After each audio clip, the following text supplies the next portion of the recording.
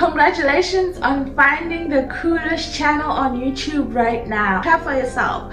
I go by the name of Avuzwa on Instagram, TikTok, Pinterest, on all my social media platforms. If you're a returning subscriber, thank you my baby for tuning in once more. I love and appreciate you so very much. And if you're new here, welcome. It shows that you know and see good things.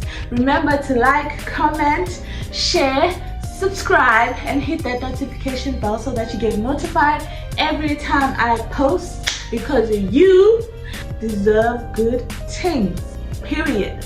As you might have seen by the title, on today's video I will be talking about au pair credits. Like, what are au pair credits, how to get au pair credits, the whole shebang. So grab your popcorn, grab your hot chocolate, whatever you want to grab, and sit down and let's get you informed. First thing I just want to do, in case there's someone here who just stumbles upon this video and they're like, what is even au pairing? I can see it's written credits, but what is even au pair credit? I got a definition here. The origin of the word au pair comes from a French word, en pair. Get it? En pair. This means equal, or en pair in French. So baby, you're an equal, and that's on pair. See what I did there? Anyway, au pairing is an international cultural exchange program that allows young people from abroad to live with and work for an American host family in exchange for room, board, and a weekly stipend. And au pairs are typically between the ages of 18 and 30 and are considered full members of the family. They are responsible for childcare and light housework, such as helping with homework, bathing, dressing children, and preparing meals. Another word that we will be dealing with in this conversation that people need to know what it means is area director. So your area director is a local representative who supports au pairs and host families in their area throughout their program experience. So area directors are the first point of contact for questions, concerns. They provide guidance and best practices to help ensure positive experiences for all the members involved. This means host families and au pairs. You need to get to know your area director. You need to get very friendly with your area director, because they're the ones that know how things work, and they're the ones that can actually help you when you have like issues with your host family. So it's very important that when you get to the US, you know your area director and you get affiliated with them, because some au pairs get to the US and they never ever meet their area directors, and I'm just like, how did you survive the whole time?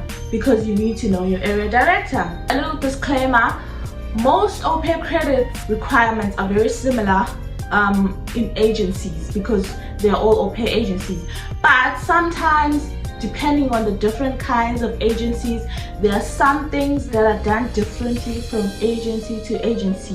So I mostly deal with AupairCare because I'm an AupairCare au pair. Basically, that's the name of my agency. What are au pair credits and how do they work? Au pair credits are educational credits that au pairs in the United States must earn during their year in the country. The number of credit required depends on the type of au pair program, like I said before. But standard au pairs, which is basically most of us, we are just standard au pairs, must earn 6 credits, which is usually equivalent to 72 hours of coursework. So this means that you can either do 36 credits online, and then you can do 36 credits in person. Either way, it all has to add up to 72 hours of credit. Before, when there was like COVID, we could do both online classes and get credits, but now you're required to do at least one in person, so you can't do only online classes. Classes must be completed at a US post-secondary accredited institution listed in the US Department of Education database. So local institutions are highly recommended, and your area director can assist you also in finding options. Some of the places where you can actually get your credits include Pace University, Classroom Au Pair, Learning Across America, Siverbay Aupair Courses, and Aupair Weekend for like the in-person Aupair Adventures also. Siverbay Aupair Courses are also in person. They are like Aupair Weekend and Aupair Adventures, where you get to pick a city. Actually, the essence of these in-person Aupair weekends is to learn about the American culture, to learn about that state. For example, if like we went to LA, we were learning about what happens in LA, Hollywood movies and everything. That's essentially what LA is all about. So you're just learning about the culture, getting to meet new people, getting to see a different state. So I recommend in-person classes like 100%, and at least your host family gets to help you out. And if you think going far away is going to be too problematic, try maybe a state that is closer to where you are, so that you don't have to travel much and it's not that costly. There are so many different universities in America. Even your own county colleges, you can go to your own county colleges, so you can check out courses. Sometimes ask your area director, guys. Our area directors are there to give you guidance. Ask them to send you links, or even go into your Aupair portals to check for places where you can do your classes. I know with AupairCare, for example, we can do on Coursera for the online. We can go to there's Ocean County College here in my town, which is Toms River, New Jersey, and I could go there. They have like in-person classes, short in-person classes, maybe that you do for like a week or 2 weeks, and there's a certain amount of hours and you can earn your credits. I'll try and see if I can just get the links to all the other things that I use to get me credits, but it was basically Coursera for my first year. This year I've done Aupair Weekend.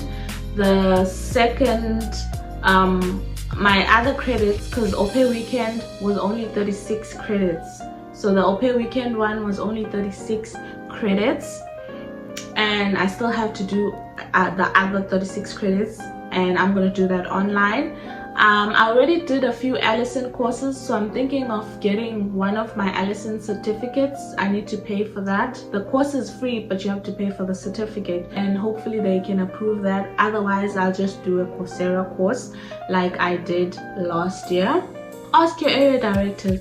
Search online, send them the links and be like, is this okay? Is this accredited? Is this gonna be acceptable? And things like that. For my online classes, I actually studied with Coursera because in 2023, which was my first year of au pairing, I was able to do online classes to earn all my credits. I did Coursera courses. I think I did one in business English and the other one was in English literacy, something like that.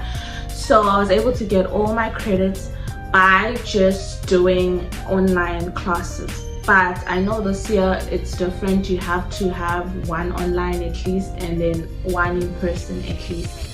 And so guys, make sure you check with your agency. What do they say? Can you do both online, or do you have to do both in person, or you can split into online and in person? Remember, if you want to finish your au pair year in a manner that is gonna leave a good record, you have to complete your au pair credits.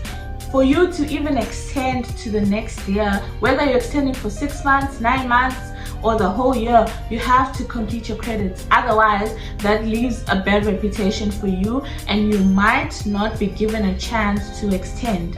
So for example, once you do your classes and you get your credits, you upload them on your portal, you submit your certificate or the school transcript or a signed and dated letter on school letterhead. So registering for a class is not acceptable as proof of credits, because you saying that this is proof that I've registered for a class doesn't mean you finished the class and you've already gotten, doesn't mean you're going to finish the class and you're going to get your credits. It just means you've already registered for that course or for that class or for those classes. So you need to register a letter of like completion once you are done with the course. That is the only documentation that is accepted. Another thing I want to mention, guys, is that if you want to study like medicine, law, or anything at a proper university and it's going to take years for you to complete, you're going to have to do a course on the side that you're going to quickly complete before your au pair year ends, so you can hand in your credits. Because if you're going to say, I want to study, maybe you have the funds, the means to study at a certain university for that year to study a certain degree, that's cool, but you have to do a course on the side that's going to be a short course that's going to be able to give you those credits that you need to submit before your au pair year ends. This is for people maybe who know that they want to study something that's long term and they're going to be here for maybe a year, they're going to be au pairing for a year, and they want to study a degree that's a year long. If that degree you're going to graduate by the time your au pair year ends and what you're saying you're gonna extend, that's also fine. But the thing is, you can't submit credits in the next year for the previous year. You have to do it before the previous year ends. So you have to find something on the side that's gonna be quick, and then you are able to hand it in as your credit. Like I said, your classes must be completed in a US post-secondary accredited institution listed in the US Department of Education database. So you can see institutions listed there. With AupairCare, they give us on the website where you have to upload your education. They give you all the institutions, like they give you a link to the US database where you'll find all the post-secondary accredited institutions, so you know that where you're studying is where you're actually going to be approved when you upload your certificates on your portal. 3 credits is usually 36 hours, so you can attend an in-person class at a college or university for those hours to get those credits. Can also do an online course to get 36 hours for those 3 credits. Or if you don't want to attend a university, or you don't want to attend an in-person class in college and just sit there for lectures the whole time, you can do Aupair Weekend courses. These are my favorites.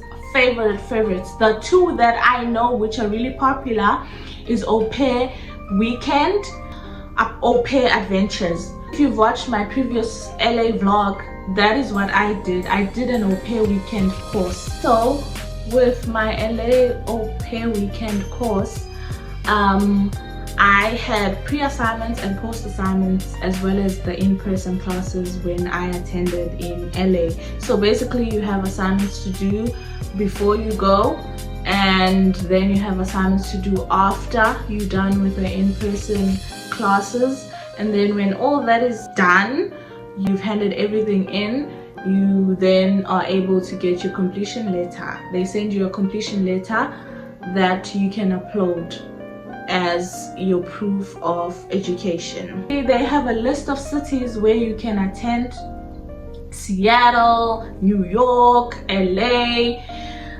San Francisco, the list goes on and on. Even Hawaii, like with Aupair Adventures, they are very famous for their Hawaii courses.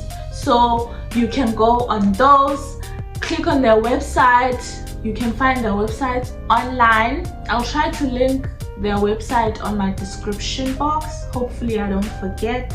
If I forget, please remind me in the comment section. Let's get back to the video. You can do Aupair Weekend courses. Your host family has to give you $500 towards your education. So whether you're doing an online course, whether you're doing an in-person course, they have to give you $500 towards your education. For this whole 6 credits, they are gonna give you $500. You have to split this $500 to get all these 6 credits. Sometimes you also have to chip in with your own money because the $500 is not gonna be enough. For example, with Aupair Weekend courses, you have to travel to another state, so you need money for flights if you're gonna fly, or transportation if you're gonna take the bus or train or whatever.